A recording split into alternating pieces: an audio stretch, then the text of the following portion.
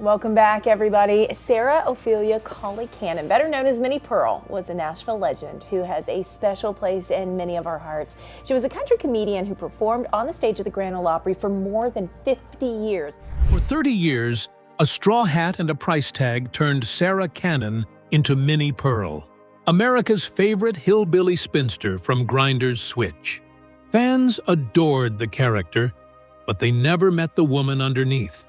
Behind the curtain, her real life was carefully hidden, separate from the persona she performed night after night. Friends knew pieces, but almost nobody knew the whole picture. This is the unbelievable story of the double life that fooled us all. The heiress of Centerville. Centerville, Tennessee, was a tiny dot on the map back in 1912, but if you lived there, you knew the Colley family was a big deal. On October 25th of that year, Sarah Ophelia Colley came into the world as a total surprise to her parents. Her mother was already 37 years old and already had 4 young girls running around the house, so adding a 5th baby girl was not exactly in the original plan. Still, little Sarah ended up getting spoiled rotten by everyone in the building. Her father, Thomas Colley, was a wealthy man who owned the local lumber business and ran a successful timber operation that brought in serious money. Because of his success, the family lived in one of the grandest houses in the entire county. Her mother, Fanny, was a refined lady who went to finishing school, played piano at the local opera house, and led the town's social scene. There was nothing wild or backwards about Sarah's childhood home. It was filled with books, fine art, classical music, and strict rules about proper manners. Her 4 older sisters treated her like a living doll, dressing her up and dragging her along to every event, which Sarah loved because she craved attention from the minute she could walk. In fact, she bossed everyone around so much that her father started calling her the general manager of the house. You see, Sarah grew up at the very top of local society, looking at the actual country folks living in the surrounding hills as a complete outsider. She spent her days listening to classical music and learning how to behave like a proper young lady. Then one afternoon, her parents took her to a theater in Nashville to watch a live vaudeville show, and her entire world flipped upside down. She sat in the dark watching a comedian perform a silly country routine on stage, and she was completely hooked on the magic of the footlights. She did not dream about country music or radio shows back then. Instead, she spent every single night dreaming about moving to New York and becoming a serious dramatic star on Broadway. But, as she would soon find out when she left home for college, the stage had a very strange way of laughing back at her. The unintentional comedian. When Sarah finished high school around 1930, her world was getting hit hard by the Great Depression, but her family was determined to give their baby girl the very best education money could buy. They scraped together their resources and sent her off to Ward Belmont College in Nashville, which was known back then as the top finishing school for young ladies across the whole state. Now, you have to understand that Ward Belmont was not just any school. It was an elite place where wealthy families sent their daughters to be polished into refined high society women. Sarah decided to major in what the school called expression, which was really a fancy name for theater, dance, and dramatic stagecraft. She spent her college years learning classical theater, posture, movement, and proper diction, working hard to speak in the smooth, elegant speech of the Southern upper class. Everything in her life was pointing straight toward serious dramatic acting, and she spent her days dreaming of taking center stage in emotional plays. But right around this time, a very strange problem started popping up during her performances. Every single time she walked out on stage to deliver a serious monologue, the audience would end up bursting into laughter. She was trying her absolute hardest to be dramatic and intense, yet people kept finding her funny. It was a natural gift for comedy that she had never asked for, and to be honest, It drove her completely crazy because she wanted so badly to be taken seriously as a real dramatic artist. After she graduated in 1932, the tough economic times made it impossible to pack up and chase her Broadway dreams right away. So she packed her bags, went right back home to Centerville, and fell back on what she knew best. She spent the next 2 years working as a local teacher, giving lessons in dance, drama, and piano to the local children while waiting to hit the age of 21. Back in those days, customary rules said a proper young lady should not travel out on her own before turning 21. So Sarah waited as patiently as she could. She practiced her craft and kept her eyes fixed on a much bigger stage than anything Hickman County had to offer. She was young, ambitious, cultured, and completely convinced that her future belonged to the serious dramatic theater. Little did she know, her big break was finally about to come. But it would not be under the bright lights of Broadway or in a high-class drama. Instead, her next job was about to toss her right onto the dusty back roads of the rural South, setting up a life-changing encounter that would rewrite her entire destiny. Life on the country road. In 1934, right after hitting her 21st birthday, Sarah finally got the green light to leave Centerville and step out into the real world. She landed a job with the Wayne P. Sewell Production Company, which was a touring theater group based out of Atlanta, Georgia. Now, on paper, she was taking on the title of a traveling dramatic director, which sounded pretty impressive for a young woman just starting out. But in reality, this was a far cry from the glamorous Broadway stage she had spent years dreaming about. Her actual work involved traveling from one tiny southern town to another, setting up shop for a few weeks, and putting on amateur plays or musical shows with the local folks. She was tasked with coaching everyday farmers, shopkeepers, and churchgoers, turning them into temporary stage stars for a quick 3-night run at the local schoolhouse or community hall. You can imagine how her wealthy family felt about all of this. For a young woman from the prominent Colley family to go into the touring show business at all was bordering on a total scandal back home.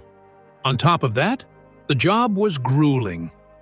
Sarah lived out of a single suitcase for 6 long years, traveling across the rural backwoods of Alabama, Georgia, and the Carolinas. Since proper hotels were hard to come by in these tiny communities, she had to stay in local boarding houses or sleep in spare bedrooms offered up by hospitable families. She found herself sitting at simple wooden kitchen tables every night, sharing home-cooked suppers with working-class country folks. And right there, sitting in those warm, noisy dining rooms, something inside Sarah began to change. The high society girl who had always looked at country people as an outsider slowly stopped seeing them that way. She found herself listening closely to the way they talked, picking up on the melodic rhythms of their speech, as well as their hilarious local sayings and their sharp sense of humor. It wasn't as if she were taking notes or trying to copy them for an act back then. She was simply falling head over heels in love with their warmth and their incredible storytelling. Over those 6 years on the road, she came to respect and admire the very people her upper-class peers often looked down on. This long journey ended up completely changing her perspective and turned a refined young lady into someone who truly understood the heart of rural America. And, as it turned out, one special stop along those dusty country roads was about to introduce her to a person who would change her life forever. The birth of Minnie Pearl and the $1.98 hat. Back in 1936, Sarah pulled into a tiny mountain spot called Baileyton, Alabama, up on Sand Mountain, to put on another one of her local plays. She ended up staying in the home of a local family, and that is where she met the lady who changed everything. The woman of the house was in her 70s, sharp as a tack, and had this thick country drawl that filled the whole cabin. She had a crazy saying for every situation and a laugh that was just plain catchy.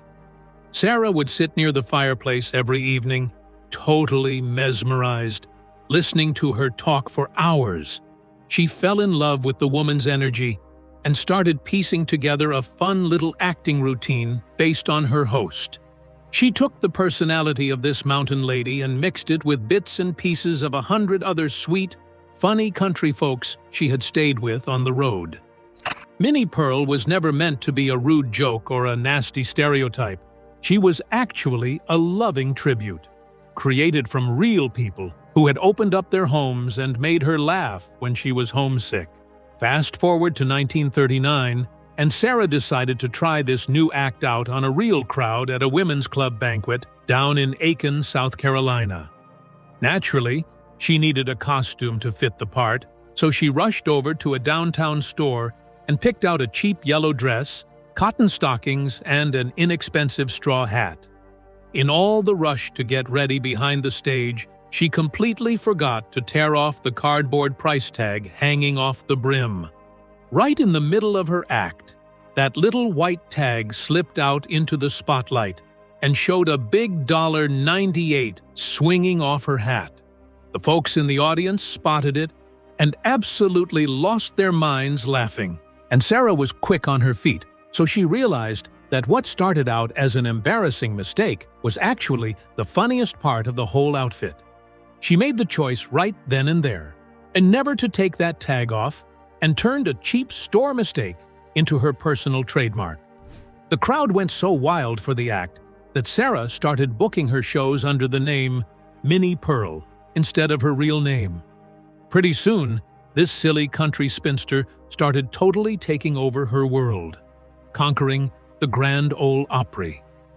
By the autumn of 1940, Sarah took her growing act to a state bankers' convention held right back in her home territory of Centerville. As luck would have it, two high-ranking executives from WSM Radio happened to be sitting right there in the audience. They watched her step out in that cheap dress and turn a room full of stiff bankers into a roaring crowd.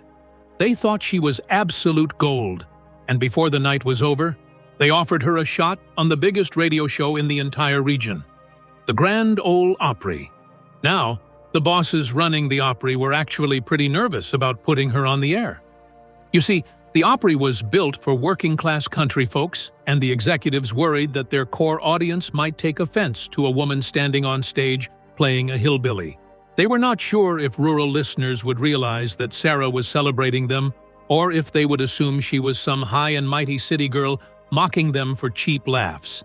So to play it safe, they gave her a tiny 3-minute slot at the very end of the broadcast on November 30th, 1940, way late at night when most people were already heading off to sleep. When her moment came inside the War Memorial Auditorium in Nashville, 28-year-old Sarah walked out into the bright lights wearing her handmade costume and that famous straw hat. She threw up one hand and hollered a single word at the top of her lungs, "Howdy!" The crowd in the auditorium went wild, but the real magic happened out on the airwaves. WS was powered by a massive 50,000-watt signal that reached across 30 states, and within just a few days, mail started pouring into the WSM offices by the sackful. It was more fan mail than almost any established star on the program had ever received. The exact listeners the radio bosses were terrified of offending had taken Minnie Pearl straight into their hearts. They did not feel made fun of at all, but felt understood and seen. And so, that 3-minute test run turned into a full-time spot, which made Sarah an official member of the Opry cast and its very first major solo female comedy star. Roy Acuff, the undisputed king of country music at the time, was so impressed by her talent that he signed her onto his touring roadshow. The two of them struck up a close friendship that would anchor the Opry stage for the next half-century. When the show moved into its most legendary home, the old brick Ryman Auditorium in 1943, Minnie Pearl was right there at the center of the action. To make the character feel even more real to her millions of listeners, Sarah gave Minnie a fictional hometown called Grinders Switch. She picked that name straight from her own childhood, naming it after an actual railroad switching station located right near her father's old lumber yard back in Centerville. Week after week, radio listeners tuned in to hear the latest news and silly gossip from Grinders Switch, fully convinced that Minnie was a real neighbor down the road, protecting the dignity of Grinders Switch. As Minnie Pearl's popularity grew across the nation, Sarah held on to a secret that set her apart from almost every other comedian on the airwaves. To the millions of listeners tuning into WSM every Saturday night, Minnie seemed completely effortless, like a friendly neighbor who you'd meet while out and about. But offstage, Sarah treated that yellow dress and straw hat with the absolute precision of a master craftsman. She brought every ounce of her Ward Belmont dramatic training to the routine and would spend hours rehearsing line readings and perfecting every single pause to land maximum laughs without ever breaking character. What made her performance truly special, though, was not just her sharp comedic timing. It was the strict personal rules she created to govern her work.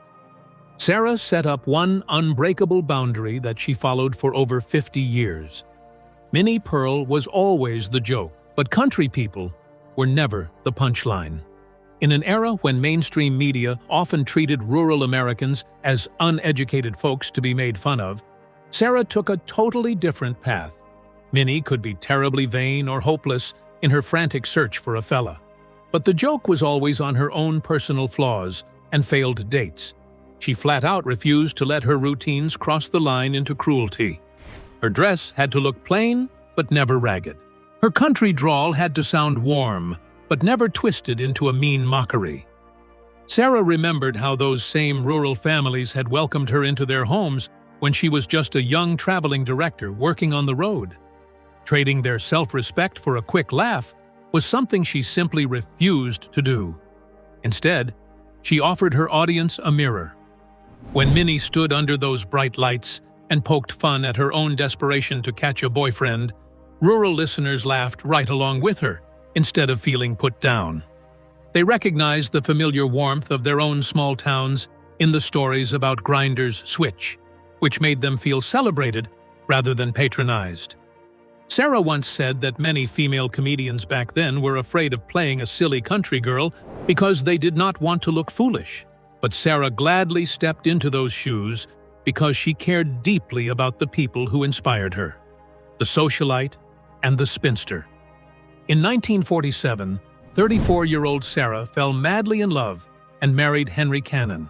Henry was a former Army Air Corps pilot who owned a successful air charter business in Nashville and flew big-name stars like Hank Williams and later Elvis Presley to their shows. He fell head over heels for Sarah, married her, and quickly stepped into the role of her business manager. Since he was a skilled pilot, he flew her in his private plane to one-night shows all across the country every week and would always get her back to Nashville just in time for the Saturday Night Opry. He understood the act completely and would often help her edit her jokes, thus helping her to keep the character fresh for decades. Interestingly enough, even Henry usually called his wife Minnie around the house, which was a funny little habit in a happy marriage that lasted nearly 50 years. That same year, her famous character reached a huge milestone when she performed at the prestigious Carnegie Hall in New York City. Then, during the 1950s, national television came calling. She was featured on the hit NBC television show This Is Your Life, which broadcast the true story of how her time in Baileyton, Alabama, helped create Minnie Pearl to millions of viewers. Offstage, however, Sarah Cannon was living a completely different reality in the upper crust of Tennessee society. In 1969, she and Henry bought a huge home on Curtis Wood Lane in Nashville, just right next door to the Tennessee governor's mansion, which placed her directly in the center of high society life. She was so big that sitting governors were regular guests at her dinner table, which is crazy because Minnie Pearl was a broke spinster who wore a cheap hat and could not land a husband. But Sarah Cannon was a wealthy, cultured woman who hosted major tennis tournaments on her personal lawn. During these years, Nashville was undergoing a cultural war. On one side, there was the old aristocratic elite, who took pride in calling Nashville the Athens of the South due to its universities and high culture. On the other side was the booming country music industry, which the upper-class crowd openly sneered at as hillbilly heaven. Most residents belonged strictly to one camp or the other, but Sarah comfortably belonged to both. She moved effortlessly between elite high society drawing rooms and the backstage dressing rooms of the Ryman Auditorium, which in a way helped to bridge the gap between two rival worlds and made her one of the most respected figures in the city. Beyond her social events, Sarah poured endless time and money into charitable work across Nashville. At Henry's suggestion, she cut back on her brutal touring schedule to focus on good causes, like serving on boards and raising funds for the local children's hospital, the Heart Association, and the Cancer Society. She even donated a grand pipe organ to the Brentwood Methodist Church, where she was a faithful member. The very same high society crowd that had once been shocked by a well-bred girl going into show business ended up naming her Nashville's Woman of the Year in 1965. Sarah and Henry never had children of their own, but Sarah treated the entire Opry family as her offspring. Mainstream Stardom and the Autobiography. A syndicated television show called Hee Haw made its debut on national screens in 1969 and brought Minnie Pearl directly into millions of living rooms every week. A whole new generation of kids who grew up in the 70s and 80s got to watch her throw up her hand and holler her famous greeting. She wore the exact same yellow dress and straw hat with the $1.98 price tag dangling off the brim. She never updated the outfit, and she never changed the jokes, which gave her fans a wonderful feeling of comfort in a world that was changing way too fast. Grandparents who used to listen to her on WSM radio back in the 40s were now sitting on the couch with their grandkids, enjoying the exact same act together. Sarah kept a brutal work schedule and would travel across the country to play huge arenas one night and small county fairs the next, treating every single crowd with the same amount of love and respect. Her fellow performers recognized just how important she was to American culture, and in 1975, she was inducted into the Country Music Hall of Fame.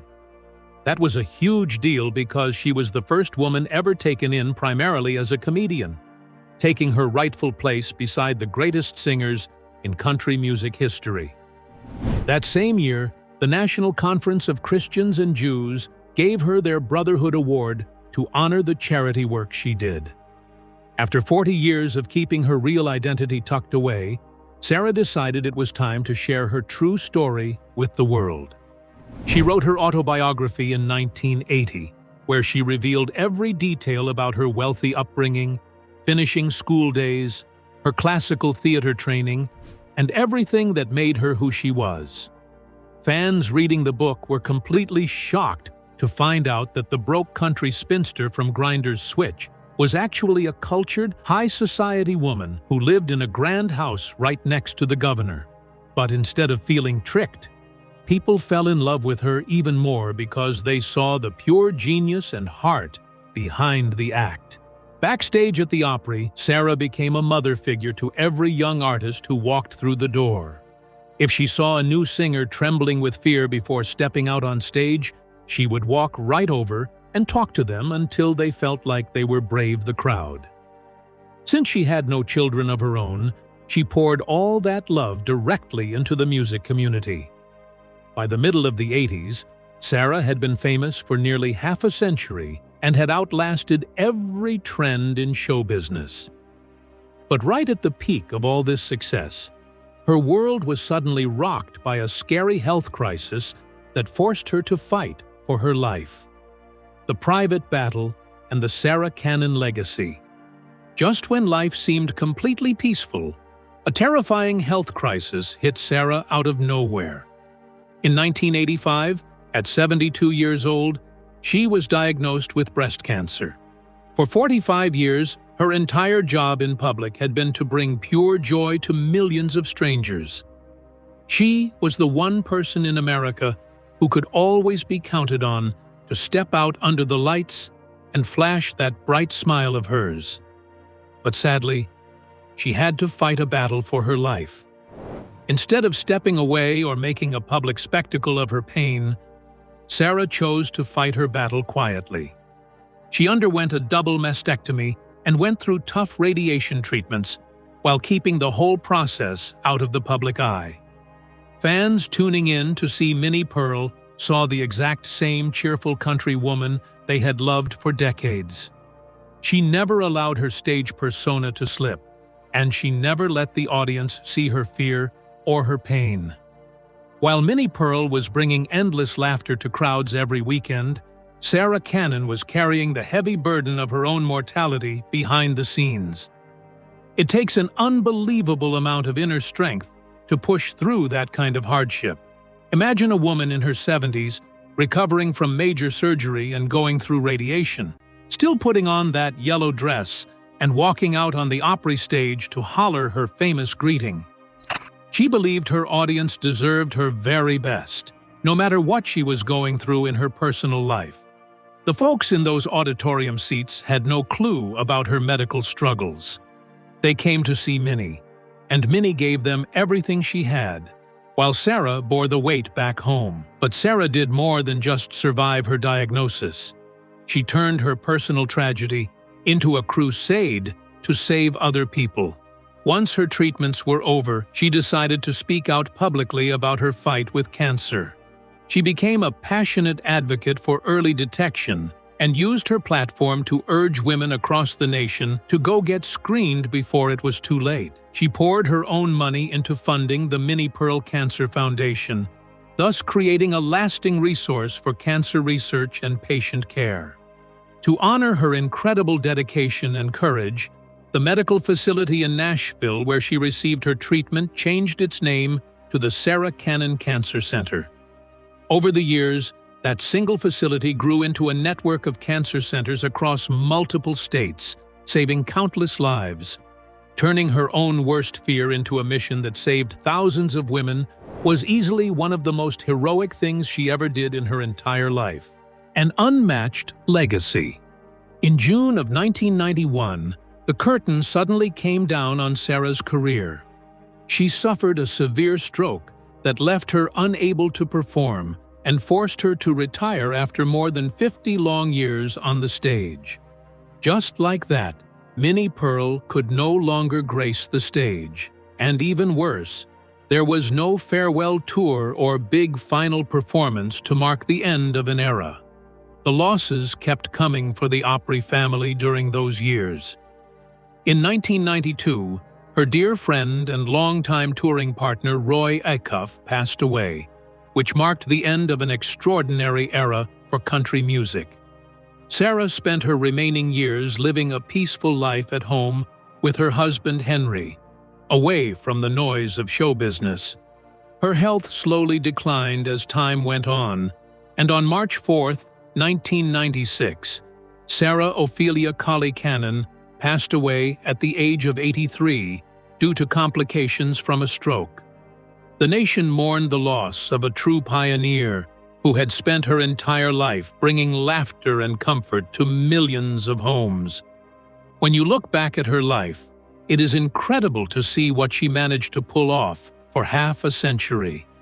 She built one of the most famous country characters in American history, all while living as a refined, high-society woman in her private life. She showed the world that you can make people laugh without being mean, and she used her fame to build cancer centers that are still saving lives today. Sure, Minnie Pearl was the funny lady with the $1.98 tag on her hat, but Sarah Cannon was the brilliant mind and big heart holding the microphone the entire time. So, do you think Sarah Cannon could have pulled off this incredible double life in today's world of social media and constant news? Or was her ability to keep her private world secret the real reason Minnie Pearl became such an unforgettable legend? Leave your answers in the comments below. Don't forget to like the video and subscribe to the channel. Thank you for watching, and if you enjoy this video, please click on the next one on your screen.